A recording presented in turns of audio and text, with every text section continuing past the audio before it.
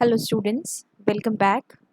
In this video, we are going to discuss the Information Technology Subject Code 402 Sample Question Paper for Term 1 for Class 9 for the Session 2021-22. जो sample question paper CBSE ने provide कराया है इसमें आपके maximum marks information technology के रहेंगे 60 minutes that is 1 hour, maximum time and maximum marks आपके जो रहेंगे 25। अब इसमें हम इंस्ट्रक्शंस को देख लेते हैं। Question paper is divided into 3 sections, section A, B and C. इसमें आपके सेक्शन ए में रहेंगे total 6 questions from the employability skills, जिसमें से आपको 5 अटेम्प्ट करने हैं। देन आपके सेक्शन बी में क्वेश्चन जो हैं वो आपके 20 क्वेश्चंस रहेंगे from the subject specific skills, that is part B आपकी बुक का, जिसमें आपको 20 में से 15 अटेम्प्ट करने हैं। और सेक्शन सी भी आपका सब्जेक्ट स्पेसिफिक स्किल्स पार्ट से ही रहेगा, कॉम्पिटेंसी बेस्ड क्वेश्चंस, जिसमें आपके रहेंगे 7 questions and you have to attempt any 5 questions. Each question carries 1 mark and जब भी आप पेपर में क्वेश्चंस को अटेम्प्ट करें तो करेक्ट ऑर्डर में अटेम्प्ट करें, that will help you. Now we will move on to the section A. 5 marks का है ये, 6 में से 5 आपको करने हैं। The first question is which of the following is not classified as a non verbal communication. हमारे पास कम्युनिकेशन के 3 मेथड्स होते हैं। वर्बल, जहाँ पे हम बोल के और लिख के बात को बताते हैं। नॉन वर्बल, जहाँ पे हम गेस्चर्स, बॉडी लैंग्वेज वगैरह का यूज़ करते हैं। और हमारा थर्ड होता है स्टूडेंट्स विजुअल, जिसमें हम पोस्टर्स वगैरह के थ्रू, पोस्टर्स लगे होते हैं तो वहाँ से हमें समझ में आ जाता है what message it is communicating. तो यहाँ पे है इनमें से कौन सा आपका नॉन वर्बल कम्युनिकेशन नहीं है। Science, body language, eye contact या गेस्चर्स। तो नॉन वर्बल कम्युनिकेशन होता है जहाँ पे बोलना या लिखना नहीं होता, उसमें आपकी बॉडी लैंग्वेज आती है, आई कॉन्टैक्ट आ सकता है और गेस्चर्स आ सकते हैं। गेस्चर्स में जैसे अपने हैंड को वेव किया बाय करने के लिए, इस तरह के गेस्चर्स। तो नॉन वर्बल कम्युनिकेशन में साइंस नहीं होते। So this is the correct answer. Question number 2 is the means by which message is sent. Method जिसके थ्रू मैसेज को सेंड किया जाता है उसे हम क्या कहते हैं। Options are channel, receiver, messenger और सेंडर। तो इसका आंसर होता है आपका चैनल। चैनल उस मेथड को कहते हैं, जैसे हम किसी से फेस टू फेस इंटरेक्शन कर रहे हैं तो दैट इज़ डायरेक्ट इंटरेक्शन। हम किसी से फ़ोन पे बात कर रहे हैं तो that phone is the channel.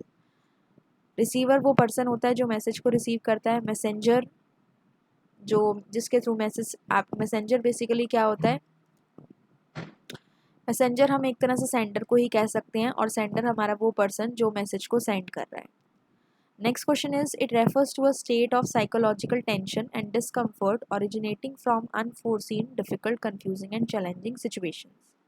हमारी लाइफ में जब बहुत ज़्यादा माइंड में टेंशन हो जाती है या किसी भी सिचुएशन की वजह से हम बहुत सारा डिस्कम्फर्ट फील करने लग जाते हैं या कंफ्यूज होने लग जाते हैं तो उसे हम क्या कहते हैं। Stress management, personality confidence, time management या सेल्फ मैनेजमेंट। तो जब हमें टेंशन हो जाती है of course it will be related to the stress management. Although वो स्ट्रेस होता है, स्ट्रेस मैनेजमेंट की बहुत सारी टेक्निक्स होती हैं। तो ऑप्शंस के अकॉर्डिंग हमारा आंसर रहेगा स्ट्रेस मैनेजमेंट। टाइम मैनेजमेंट हुआ टाइम को मैनेज करना, पर्सनालिटी कॉन्फिडेंस मतलब अपने आपकी बॉडी में कॉन्फिडेंस रहना, और सेल्फ मैनेजमेंट मतलब जो भी एक काम आपको दिया जाए उसे राइट और रिस्पॉन्सिबल वे में सही तरीके से करना। So the correct answer here is stress management. Now the next question is realistic belief and trust of an individual in one's own judgment capabilities and worthiness. अपने आप में ट्रस्ट होना, विश्वास होना, अपनी कैपेबिलिटीज़ पे ट्रस्ट होना, उसे हम क्या कहेंगे। Self motivation, over confidence, self confidence या team player. So in this case हमारा आंसर रहेगा सेल्फ कॉन्फिडेंस। अपने ऊपर जब हमें अपनी जजमेंट का, कैपेबिलिटीज़ का, इन सब पे हमें ट्रस्ट होता है तो वो होता है self confidence. Next is the elementary unit of memory is dash. Memory की एलिमेंट्री यूनिट, एलिमेंट्री मीन सबसे छोटी यूनिट, उसको हम क्या कहते हैं। बाइट, बिट, निबल या किलोबाइट।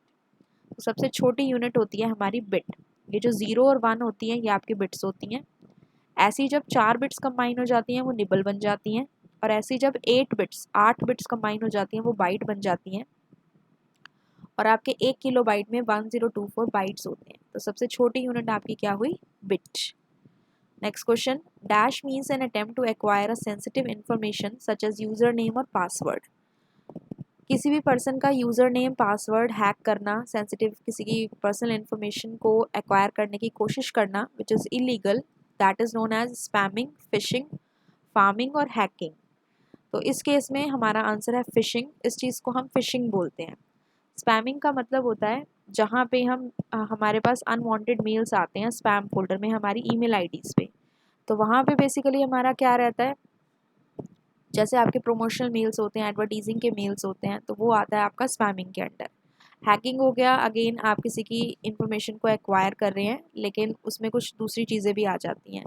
तो हैकिंग बेसिकली क्या होता है, जब आप किसी के सिस्टम में अनऑथराइज एक्सेस करते हैं, यानी कि उनकी यूज़र और जो उनकी यूज़र आईडीज़ और पासवर्ड होते हैं उससे एक्सेस ना करके किसी दूसरे उससे आप एक्सेस कर लेते हैं आईडी पासवर्ड से, और उनके सिस्टम की इंफॉर्मेशन को एक्वायर करने की कोशिश करते हैं, वो आपकी होती है हैकिंग। यानी कि आप कह सकते हो, जैसे हैक हम कहते हैं कि हमने किसी पर्सन के वाईफाई को हैक कर लिया, तो कहीं ना कहीं हमें उस पर्सन का पासवर्ड पता लग गया, तो दैट इज़ बेसिकली हैकिंग। और फार्मिंग बेसिकली क्या होता है, फार्मिंग के अंदर जैसे मान लीजिए आपने अपनी कोई बैंक की वेबसाइट को ओपन किया, आप उस पर कोई ट्रांजेक्शन कर रहे हो, लेकिन आपको उसकी जैसी मिलती जुलती कोई वेबसाइट आपके सामने ओपन हो गई, तो आप वहाँ पे अपने बैंक का अकाउंट नंबर और डिटेल्स डाल देंगे, लेकिन वो एक फ्रॉडुलेंट साइट होती है, तो फार्मिंग हम उस चीज़ को कहते हैं। So this was for this question the correct answer is phishing, जहाँ पे आपकी सेंसिटिव इन्फॉर्मेशन, आपके यूजर नेम और पासवर्ड को एक्वायर किया जाता है, that is known as phishing. Now we come to section B, 15 questions out of the 20 questions. Question number 7 कहता है which of the following key moves the text cursor to the beginning of the line? इनमें से कौन सी की आपके cursor को line के beginning में लेके आती है? जैसे आपकी अगर ये लाइन है, आपका कर्सर अगर यहाँ पे है, तो आपको ये कर्सर डायरेक्ट यहाँ से यहाँ लेके आना है, तो किस की हेल्प से आप कर सकते हैं? एंड, इंसर्ट, होम और control. For this purpose the answer is home key. Next is which of the following operation will create the duplication of a table? एक टेबल की अगर आपको कॉपी क्रिएट करनी हो, तो आप इनमें से कौन से ऑपरेशन से कर सकते हैं? The options are deleting a table, copying a table, moving a table और क्रिएटिंग अ टेबल। डिलीट से डिलीट हो जाएगी, मूव करने से उस प्लेस से हट के दूसरे प्लेस पे आ जाएगी, लेकिन हमें चाहिए डुप्लीकेट कॉपी, तो वो कहाँ से आएगी? Copying a table. Creating a table means normal एक टेबल को बनाना। Next is which tab is use to add header in a document? Document में हेडर को ऐड करने के लिए हम कौन से टैब का यूज़ करते हैं? अब हेडर बेसिकली स्टूडेंट्स क्या होता है? हेडर कोई भी ऐसी टेक्स्ट या इमेज हो सकती है जो हम अपने टेक्स्ट अपने पेज के ऊपर रखना चाहते हैं और सभी पेज पे रखना चाहते हैं। जैसे बुक्स के अंदर कभी कभी पब्लिशर का जो नेम होता है वो हर पेज के ऊपर होता है, या कभी कभी जो ऑथर होता है, या आप कह सकते हो बुक का जो नेम होता है और क्लास होती है वो हर पेज के ऊपर होती है, तो वो चीज़ हमारी हेडर होती है, वो आपकी आती है इंसर्ट टैब से। Next question is dash bar is located at the top of the window and shows the name of the currently opened document. कौन सा ऐसा बार होता है जो किसी विंडो के टॉप पे होता है और उस डॉक्यूमेंट के नेम को बताता है? Menu bar, status bar, title bar और navigation bar. So the answer here is title bar. जैसे आपकी बुक में हर चैप्टर का एक टाइटल होता है, ऐसे ही कंप्यूटर के अंदर हर फाइल का अपना एक नेम होता है और वो आपका टाइटल बार पे रहता है। ठीक है, मेन्यू बार टाइटल बार के जस्ट नीचे होता है, जिसमें आपके file, edit, view, insert menus रहते हैं। स्टेटस बार में सबसे नीचे होता है, जिसके अंदर आपका स्टेटस दिखाता है, जैसे कि आप कौन से पेज पे हैं, आपने कितने वर्ड्स लिखे, दैट इज स्टेटस बार। और नेविगेशन बार, उसमें बहुत सारे ऑप्शंस होते हैं जिसकी हेल्प से आप पर्टिकुलर ऑप्शन पे जाके उसके ऊपर काम कर सकते हैं। नेविगेशन बार नॉर्मली आपको ऑफिस के या जो आपके ये होते हैं, that is your open office के जो आपके एप्लीकेशन सॉफ्टवेयर होते हैं उसमें जनरली नहीं मिलता। नेक्स्ट इज डैश शॉर्टकट की is use for undo. Undo means to cancel the last action. जो पहले आपने काम किया उसको कैंसिल करने के लिए आपकी शॉर्टकट की कौन सी रहती है? Options are control plus C, control plus Y, control plus X और कंट्रोल प्लस जी। सो यहाँ पे अंडू के लिए हमारी शॉर्टकट की रहती है स्टूडेंट्स कंट्रोल प्लस जेड। जो हमारी कंट्रोल प्लस सी होती है वो हमारी कॉपी के लिए होती है, कंट्रोल प्लस एक्स होती है वो हमारे कट के लिए होती है, और कंट्रोल प्लस वाई जो होती है वो रीडू के लिए होती है। Redo means to repeat the last action. Okay, next question is question number 12, which is not a type of alignment in the word processor? कोई भी जो वर्ड प्रोसेसर होता है उसमें 4 तरह की अलाइनमेंट होती है। अलाइनमेंट मीन्स किस तरह से टेक्स्ट को प्लेस किया गया, left, right, centre and justify. Left से लेफ्ट हो जाती है, राइट से राइट अलाइन हो जाती है, सेंटर से मिडल में आ जाती है, और जस्टिफाई से लेफ्ट और राइट से इक्वल मार्जिन ले लेती है। तो मिडल नाम की कोई नहीं होती, सेंटर नाम की होती है। सो this is the correct answer. Next question is dash refers to the facts or the raw materials which are processed to get the information. Raw material या फैक्ट हम किसे कहते हैं जिनकी प्रोसेसिंग करने के बाद हमें इंफॉर्मेशन मिल पाती है. The options are information, data, input और प्रोसेस्ड डेटा. सो फैक्ट्स और रॉ मटेरियल जिसके ऊपर प्रोसेसिंग की जाती है that is known as data. और डेटा को प्रोसेसिंग होने के बाद जो मिलता है वो इंफॉर्मेशन होता है. इनपुट तो हुआ जो भी हम कंप्यूटर को दे रहे हैं, और प्रोसेस्ड डेटा हमारा वही चीज़ हुई information. Next is in the home row approach. अब देखिए स्टूडेंट्स, होम रो अप्रोच, इसके अंदर बात की जा रही है रैपिड टाइपिंग ट्यूटर सॉफ्टवेयर की, जिसे हम हॉरिजॉन्टल अप्रोच भी बोलते हैं. उस केस में हमारी डैश फिंगर्स जो हैं, dash fingers of both the hands rest on the home keys during the keyboard position. सबसे पहले जो हमारी होम रो कीज होती हैं वो कौन सी होती हैं? कैप्स लॉक की जिस लाइन में स्टार्ट होती है वो लाइन पूरी होम रो की होती है, होम रो बोलते हैं उसको. कीज कौन कौन सी होती हैं? ASDF, JKL, semicolon. ASDF पे आपके लेफ्ट हैंड की 4 कीज होती हैं और JKL सेमीकॉलन पे आपके राइट हैंड की 4 कीज होती हैं. सो टोटल 4 + 4 आपकी कितनी हो गई? 8. Next question is dash is the area where the text to be typed is displayed. Rapid typing tutor में जहाँ पे आप टेक्स्ट को टाइप करते हैं उस एरिया को क्या बोलते हैं? Text area, text box, canvas और टेक्स्ट पैनल. तो हर विंडो का अपना एक अपना एक नाम होता है जहाँ पे काम करते हैं, तो इस केस में उसका नाम होता है text panel. Next is dash services means performing business operations through an outside service provider. कौन सी सर्विसेज का मतलब होता है कि जो काम कराया जा रहा है वो किसी पर्सन से आउटसोर्स करके कराया जा रहा है? BPM, MNC, ISP और BPO. देखिए स्टूडेंट्स, BPM होता है बिजनेस प्रोसेस मैनेजमेंट. एक बिजनेस में बहुत सारे प्रोसेस हो सकते हैं, सेल्स है, मार्केटिंग है, फिनेंस है. सो सारे प्रोसेसेस को मैनेज करने का काम होता है BPM का. MNC होती है मल्टीनेशनल कंपनीज. मल्टीनेशनल कंपनीज जैसे जिन ऐसी कंपनीज जो हमारे यहाँ पे हैं, इंडिया की हैं, और वो बहुत सारे नेशंस में, बहुत सारी कंट्रीज़ में उनकी ब्रांचेज हैं, तो वो हो गई मल्टीनेशनल कंपनीज. ISP होता है आपका इंटरनेट सर्विस प्रोवाइडर, जिनकी हेल्प से आप इंटरनेट को एक्सेस कर पाते हैं, जैसे वोडाफोन है, जियो है, ऑल ऑफ दीज. और BPO होता है बिजनेस प्रोसेस आउटसोर्सिंग, जहाँ पे हम बिजनेस के किसी काम को किसी थर्ड पार्टी को दे देते हैं और उससे हम सर्विसेज लेते हैं, तो वो हो गया हमारा आउटसाइड सर्विस प्रोवाइडर. तो the answer will be BPO. इनकी डेफिनेशंस भी बहुत इंपॉर्टेंट है, 1 मार्क में आ जाती हैं. इस चैप्टर से introduction to IT and ITS industry, इससे जितने भी आपके 1 मार्क के क्वेश्चन बनते हैं उसमें एब्रीवेशंस भी होती हैं, तो आप इन्हें अच्छे से लर्न कर लें. Next is question number 17. Dash colour indication stands for the right inputs exceeding the acceptable time frame in the rapid typing tutor. आपके रैपिड टाइपिंग ट्यूटर में 4 कलर्स होते हैं जब आपका रिजल्ट आता है, तो रेड, ग्रीन, येलो और ऑरेंज. तो कौन सा कलर ये इंडिकेट करता है कि आपने जो लिखा है वो तो ठीक लिखा है लेकिन टाइम को एक्सीड कर दिया है? तो इसमें आपके ऑप्शन है red, green, yellow, orange. The answer of this will be orange. Red का मतलब होता है इनकरेक्ट कैरेक्टर्स, ग्रीन का मतलब होता है करेक्ट कैरेक्टर्स, और येलो का मतलब होता है कि आपके जो कैरेक्टर्स हैं, इन this case the answer will be yellow. Right inputs हैं और टाइम फ्रेम को एक्सीड कर दिया है, तो आंसर होगा आपका येलो. ऑरेंज कब होता है? जब आपका रॉन्ग इनपुट्स हो और टाइम फ्रेम भी आपने एक्सीड कर दिया हो, तो उस केस में आपका आंसर होता है orange. Okay, now the next question is what is the full form of LMS in context to IT.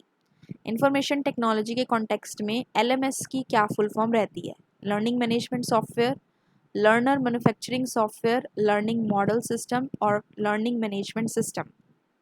तो ये होता है स्टूडेंट्स लर्निंग मैनेजमेंट सिस्टम.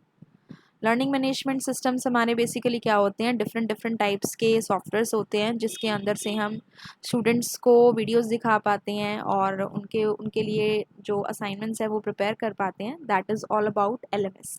तो स्टडी में जब IT को हम ऐड ऑन कर लेते हैं तो वो एक पार्ट बन जाता है learning management system. Next is question number 19. A word processor helps you to look up the synonyms and antonyms in the dash option. Word processor में आप कौन से ऑप्शन से किसी भी वर्ड के synonyms mean same meaning words और opposite meaning words को देख पाते हैं? Spell check, find and replace, thesaurus या लुकअप विजर्ड. तो स्पेल चेक से तो हम स्पेलिंग को चेक कर पाते हैं. फाइंड एंड रिप्लेस से हम वो वर्ड फाइंड आउट करके उसको किसी दूसरे वर्ड से रिप्लेस कर सकते हैं. और लुकअप विजर्ड में आप वर्ड्स को देख पाते हैं, उनकी स्पेलिंग्स को देख पाते हैं. तो इसका ऑप्शन आपका होगा thesaurus. Next is the default orientation of a page is dash in the word processor, landscape, portrait, print layout और नॉर्मल।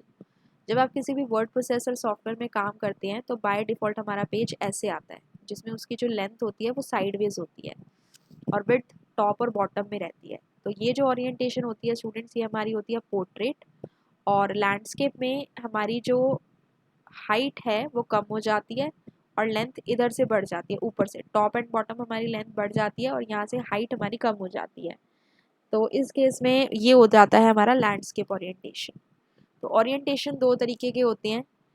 तो इसमें जब डिफ़ॉल्ट ओरिएंटेशन की बात होती है तो वो आपका होता है portrait. Next is dash is an arrangement of rows and columns. Rows and columns जब अरेंज होते हैं तो उसे हम क्या कहते हैं? टेबल, सेल, रेंज और फॉर्मेटिंग। देखिए ये आपकी रोज है और ये आपके कॉलम्स हैं।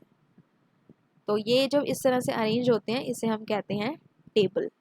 सेल हो गया एक बॉक्स, इसे हम कहेंगे सेल। फॉर्मेटिंग का मतलब हुआ जनरल अपीयरेंस को चेंज करना, साइज़ को चेंज करना, कलर को चेंज करना। और रेंज का मतलब हुआ जब स्प्रेडशीट के अंदर हम एक सेल से दूसरे सेल तक जाते हैं तो वहाँ पे उसके सेल का एड्रेस लिखा जाता है, उसे हम कहते हैं range. Next question is which of the following is a way of selecting a word in a word processor using a mouse. Mouse की हेल्प से अगर आप वर्ड प्रोसेसर में किसी वर्ड को सेलेक्ट करना चाहते हैं तो इनमें से कौन से वे को आप यूज़ करेंगे? Single click, triple click, double click और scrolling.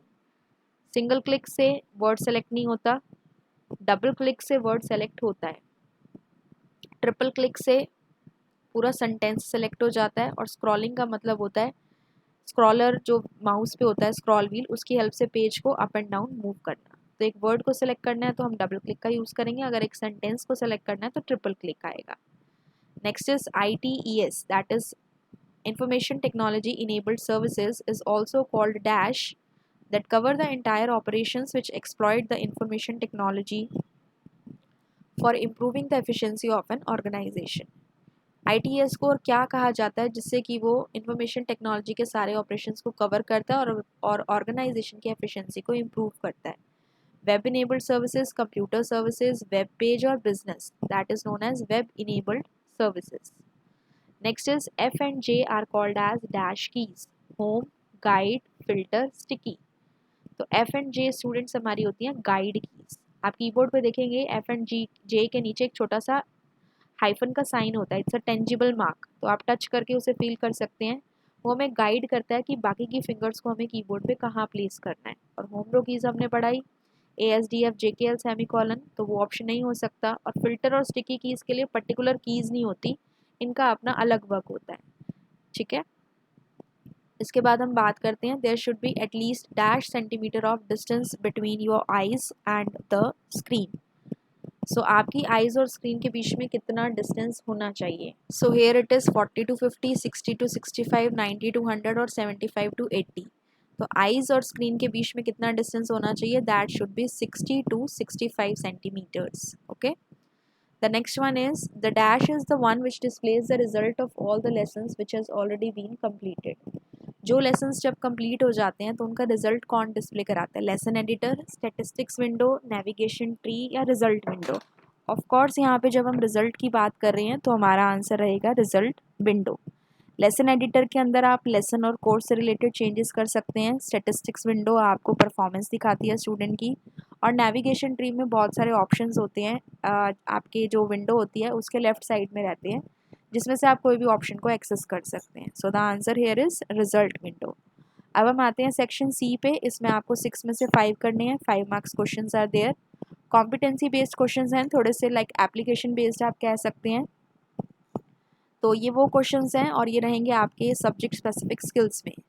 Mister Rajan wants to write X square but when he writes this, जब वो नॉर्मल कंप्यूटर में लिख रहे हैं तो x2 बिल्कुल बेस लाइन में आ रहा है। तो अगर उन्हें 2 बेस लाइन से ऊपर चाहिए, which option he should use to get 2 at its proper place? तो options are superscript, subscript, strike through या चेंज केस। सो इसके लिए हमारा ऑप्शन होता है superscript.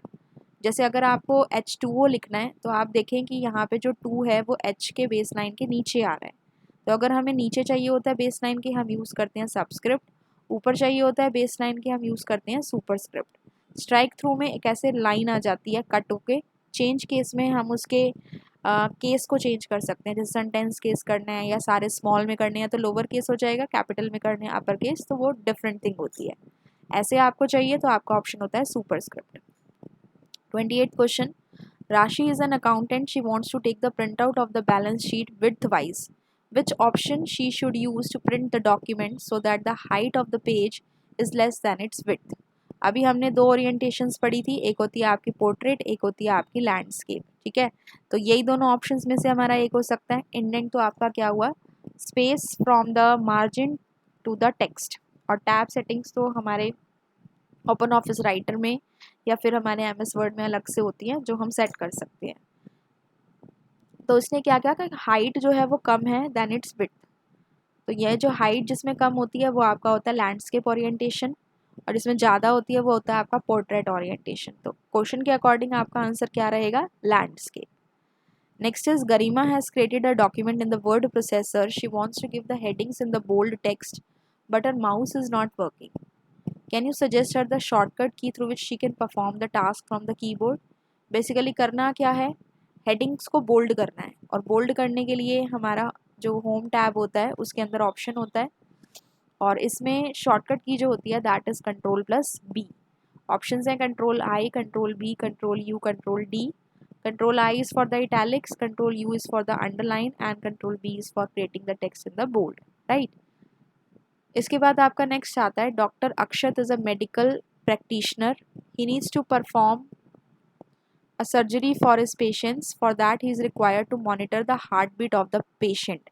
So, which device would be most suitable for this purpose? तो यहाँ पे हमारे पास ऑप्शंस हैं, we need to monitor the heart beat of the patient, so in this case options हैं ECG, EEG, MRI और CAT। तो इसका आपका ऑप्शन रहेगा ECG, that is electrocardiogram. This is the device जिसकी हेल्प से पेशेंट की हार्ट बीट को मॉनिटर किया जा सकता है। और ये जो आपका है EEG, that stands for electroencephalogram, basically ये माइंड की एक्टिविटीज़ को चेक करने के लिए यूज़ किया जाता है। MRI आपका होता है मैग्नेटिक रेजोनेंस इमेज, जिससे कि एक पेशेंट के पूरे बॉडी स्ट्रक्चर को चेक किया जा सकता है। और CAT आपका होता है कंप्यूटेड एक्सियल टोपोग्राफी, जो टिश्यूज़ की थिन लाइनिंग को ट्रैक करने के लिए या चेक करने के लिए यूज़ किया जाता है। तो जब भी आपकी हार्ट बीट से रिलेटेड बात आती है तो उसमें आपका जो डिवाइस होता है that is ECG। Next, Himanshu is practicing to type on the notepad. By mistake, he has written a wrong spelling. Now he wants to delete the wrongly typed word from the left side of the cursor. So which key he will use to accomplish the task? अब कोई भी word लिखा, मान लीजिए आपका cursor यहाँ पे है और आपको इसके लेफ्ट साइड वाले जो लेटर है उसको इरेज करना है, तो उसके लिए आप कौन सी की को यूज़ करेंगे, डिलीट, रिटर्न, बैकस्पेस और pause. For this purpose we will use the backspace key. अगर हमें ओ को डिलीट करना होता जो कर्सर के राइट साइड में, तब हम यूज़ करते हैं डिलीट की, ठीक है। तो लेफ्ट में कर्सर के करना हो तो बैकस्पेस की, और राइट में करना हो तो delete key. Return and pause are not used in this case. Next question is Gautam has prepared a project for his school in a word processor. In his document, he wants to change all the occurrences of the word when to be changed to where. When को वो where करना चाहता है जहाँ पे भी उसकी document में है। तो वर्ड प्रोसेसर के कौन से ऑप्शन से इस टास्क को परफॉर्म किया जा सकता है, change case, orientation, find and replace और find.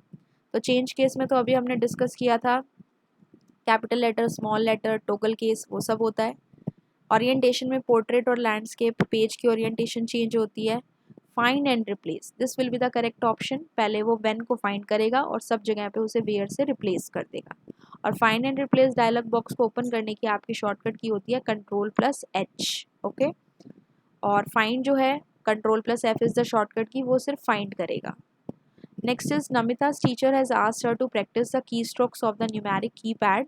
She notice that the keypad जो है वो डुअल मोड में काम करता है। कौन सी ऐसी कीज़ हैं जो कि न्यूमेरिक को एरो कीज़ में चेंज कर देती हैं।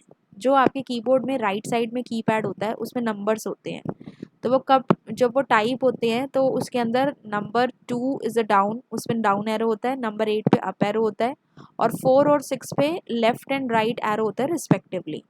तो अगर हमें इन नंबर की से एरो की का काम कराना है 2, 4, 6 एंड 8, तो इस केस में हम कौन सी की का यूज़ करेंगे, scroll lock, num lock, caps lock या ऑल्ट की।